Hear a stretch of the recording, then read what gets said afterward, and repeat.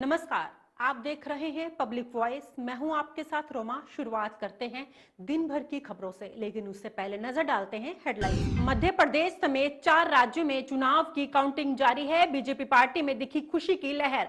शिवराज से मिलने पहुंचे सिंधिया। हमीरपुर दौरे पर पहुंचे पूर्व राष्ट्रपति रामनाथ कोविंद रामकथा में हुए शामिल। यूपी के मदरसों को मुख्य धारा से जोड़ने के लिए योगी सरकार की बड़ी पहल।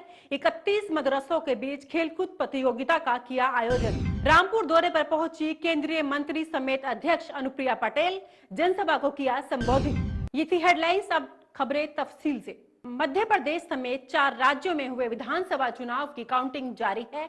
एमपी में आ रहे शुरुआती रुझानों में बीजेपी को बढ़त मिलती दिख रही है। शुरुआती रुझानों के अनुसार बीजेपी फिलहाल 161 सीटों पर आगे चल रही है।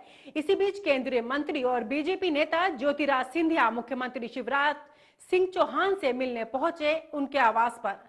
इस मुलाकात के दौरान एमपी में सरकार बनने से जुड़ी कई बातों पर चर्चा हुई। राजस्थान विधानसभा चुनाव के रुझानों में बीजेपी ने कांग्रेस को बुरी तरह पछाड़ दिया है। अभी तक के आए रुझानों में बीजेपी ने पूर्ण बहुमत हासिल कर लिया है और कांग्रेस बहुमत से कोसों दूर है, जिस पर राष्ट्रीय लोकदल के नेता जयंत चौधरी के करीबी और पार्टी प्रवक्ता रोहित अग्रवाल ने कांग्रेस पर तंज कसा। आरएलडी नेता ने कांग्रेस को अहंकारी पार्टी बताते हुए हमला करते हुए कहा कि कांग्रेस के अहंकार की वजह से आज ये नतीजे सामने आए हैं। आज सुबह 8 बजे से जारी गिनती के बाद एमपी, राजस्थान, छत्तीसगढ़ और तेलंगाना विधानसभा चुनाव के रुझान सामने आ गए हैं। इसमें छत्तीसगढ़ का चुनाव परिणाम सबसे ज्यादा चौंका देने वाला है। 5 राज्यों में यह एकमात्र राज्य है जहां के लिए सभी एग्जिट पोल में कहा गया था कि कांग्रेस यहां फिर से अपनी सरकार बनाएगी, लेकिन चुनाव रुझानों से साफ है कि बीजेपी छत्तीसगढ़ में सरकार बनाएगी।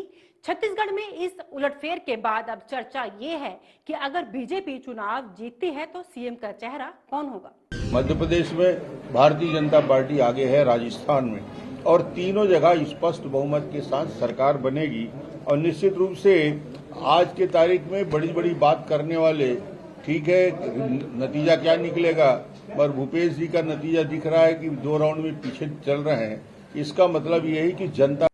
देश के पूर्व राष्ट्रपति रामनाथ कोविंद जिले में आयोजित रामकथा में शामिल होने के लिए हमीरपुर पहुंचे, जहां उन्होंने प्रसिद्ध कथा शास्त्री विजय कौशल महाराज के जरिए कही जा रही रामकथा को सुना। साथ ही लोगों से भगवान श्री राम के आदर्शों का अनुसरण करने की अपील की। वहीं पूर्व राष्ट्रपति कोविंद की सुरक्षा को लेकर भारी पुलिस बल सहित पीएस और जिलाधिकारी मौजूद रहे। इसमें वीआईपी लोगों के साथ हजारों श्रद्धालु शामिल हुए। दिव्य प्रेम सेवा मिशन न्यास के सेवा कार्यों को समर्पित आज 9 दिवसीय श्री राम कथा एवं श्री राम महायज्ञ का आयोजन पूज्य विजय कौशल जी महाराज के सानिध्य में आज से 10 दिसंबर तक होने जा रहा है। इस पावन अवसर मदरसों को मुख्य धारा से जोड़ने के लिए योगी सरकार ने पहली बार अंतर मदरसा खेलकूद प्रतियोगिता का निर्देश दिया है। इसी कड़ी में 22 नवंबर से 30 दिसंबर तक 31 मदरसों के बीच रायबरेली के स्कूल में खेलकूद प्रतियोगिता का आयोजन किया गया है। इस प्रतियोगिता का उद्देश्य बच्चों को शारीरिक रूप से मजबूत बनाने के साथ ही उन्हें मुख्य धारा से जोड़ने का है। इसी के तहत जिले के 31 मदरसों में इंडोर खेलों का आयोजन किया गया, जिसमें खो खो, कबड्डी और कई खेल शामिल हैं। जिला अल्पसंख्यक कल्याण अधिकारी का कहना है कि इस आयोजन को लेकर मदरसा संचालकों में जबरदस्त उत्साह दिखने को मिल रहा है। सर, मदरसों के मुख्य धारा से जोड़ने के लिए कुछ आप लोग काम कर रहे हैं, अभी फिलहाल क्या योजना है?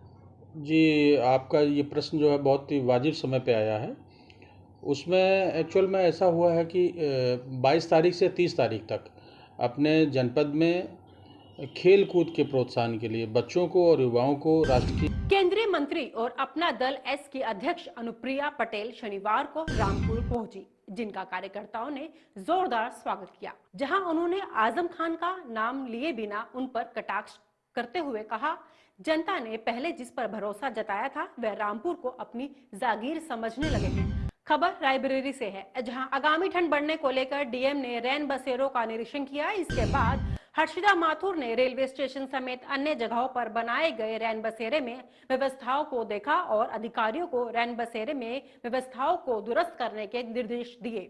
इस मौके पर सिटी मजिस्ट्रेट, नगर पालिका ईओ समेत अन्य अधिकारी भी मौजूद रहे। बसेरों का निरीक्षण किया गया है, तो क्या निर्देश दिए गए हैं?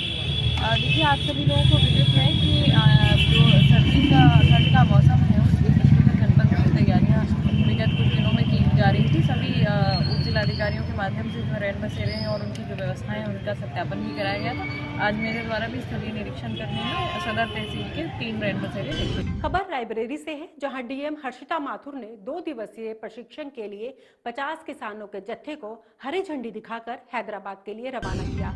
इसके बाद केंद्र सरकार और प्रदेश सरकार के निर्देश पर मोटे अनाज को बढ़ावा देने के लिए उत्तर प्रदेश मिलेट पुनरुद्धार योजना कार्यक्रम के तहत 50 किसानों का जत्था हैदराबाद के लिए रवाना किया। इसके बाद सभी किसान की HMR हैदराबाद के रिसर्च इंस्टीट्यूट में मिलेट की खेती करने के लिए प्रशिक्षण दिया, जिससे किसानों की आय बढ़ने के साथ लोगों के स्वास्थ्य में सुधार होगा। मैं बात किसानों का जत्था रवाना हो रहा है, तो क्या है इसमें? हम लोग अभी बचत भवन के सामने हैं। यहाँ एक बस के साथ हम लोग हमारे यहाँ के जो 50 प्रगतिशील कृषक भाई हैं उनको यहाँ से रवाना किया है। मिलेट्स की बेहतर खेती का प्रशिक्षण 2 दिन का जो हैदराबाद में भारतीय पौष्टिक अनाज अनुसंधान संस्थान के द्वारा दिया जाएगा। 2 दिवस का ये प्रशिक्षण। खबर रायबरेली से है, जहां रेल विभाग की बड़ी लापरवाही का मामला सामने आया है। आपको बता दें कि चलती मालगाड़ी की कम्पलिंग खुलने से 2 हिस्सों में बटे ट्रेन के डिब्बे रेलवे क्रॉसिंग के बीचों बीच मालगाड़ी फंसने से दोनों तरफ लंबा जाम लग गया, जिससे यात्रियों को भारी परेशानियों का सामना करना पड़ा। इस मौके पर रेलवे विभाग के अधिकारी मामले की जांच में जुट गए। सर, कोई मालगाड़ी की कपलिंग खुलने का मामला सामने आया था, क्या था पूरा, कहाँ जा रही थी ये ट्रेन मालगाड़ी? ये डाउन PRN संगम क्रैक के नाम से जा रही थी। और खबर रायबरेली से है, जहां देर रात पुलिस और बदमाशों के बीच मुठभेड़ हुई, जिसमें 2 बदमाशों के पैर में गोली लग गई। गोली लगने से दोनों बदमाश गंभीर रूप से घायल हो गए, जिसके बाद घायलों को अस्पताल में भर्ती करवाया गया। डॉक्टर साहब क्या परिचय है? Doctor Atul Pandey, EMO district hospital Raebareli. Doctor साहब, पुलिस मुठभेड़ में 2 लोग घायल आए। हाँ, 2 लोग आए हैं, दिलीप कुमार और राजेश कुमार। दिलीप की उम्र 30 साल, राजेश कुमार 40 साल।